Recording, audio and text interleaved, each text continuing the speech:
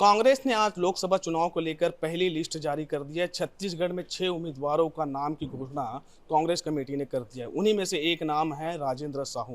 राजेंद्र साहू वह नाम है जो दुर्ग से आता है और उससे पहले ये कांग्रेस के भूपेश बघेल के काफ़ी करीबी माने जाते हैं। हमारे साथ राजेंद्र साहू हमारे इस वक्त मौजूद है, जिन्हें दुर्ग लोकसभा से पार्टी ने उम्मीदवार बनाया है।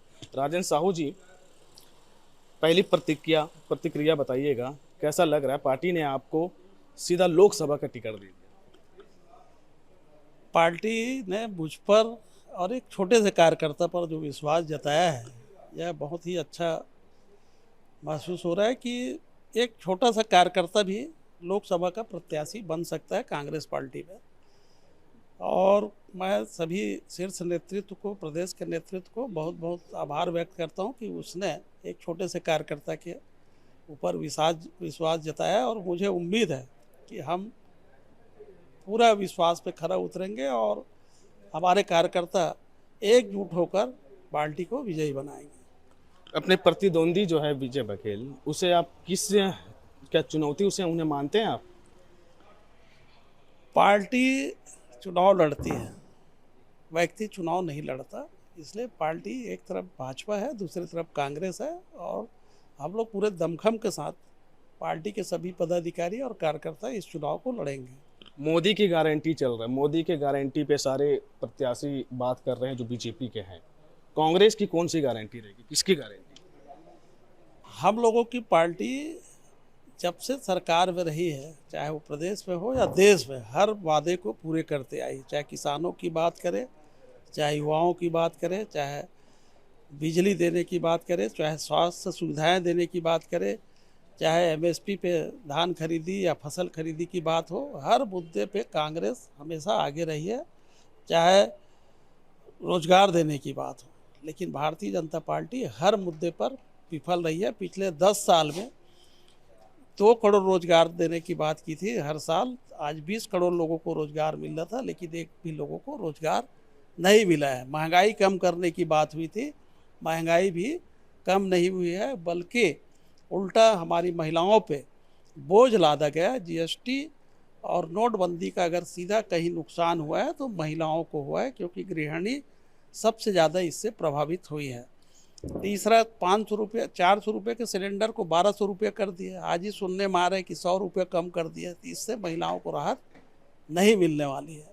किसान अलग आंदोलित है, उनका फसल जो है सही दामों पे आज बेचने को नहीं मिल रहा है, वो मजबूर है कम दामों पे बेचने पे। किसान आंदोलन करते हैं तो वो उन पे कई दिक्कतें पैदा करते हैं। ये सरकार को सभी लोगों ने देख लिया है।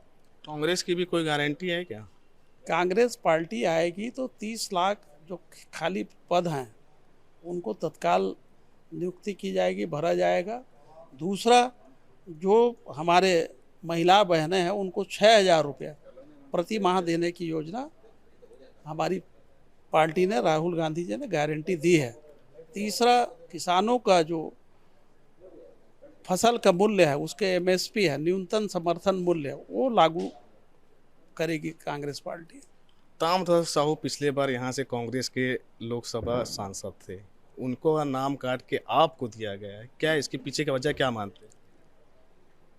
वो वजह क्या है, वो 2014 में थे, उसके बाद 2018 में वो मंत्री बने और आज स्थिति के हिसाब से टिकट वितरण किया गया है। वो भी महासमुंद से लड़ रहे हैं, वो हमारे वरिष्ठ नेता हैं, कद्दावर नेता हैं और वो महासमुंद से कांग्रेस पार्टी से चुनाव लड़ रहे हैं।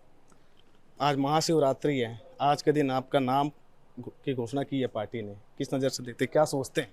ये भोले बाबा का प्रसाद है और कांग्रेस पार्टी ने जो घोषणा किया है मेरे नाम का, उसके लिए मैं पार्टी का आभार व्यक्त करता हूँ और भोले बाबा को प्रणाम करता हूँ कि उनके आशीर्वाद से ही अब जो प्रत्याशी घोषित हुआ है, मुझे लगता है कि वो भोले बाबा का प्रसाद है।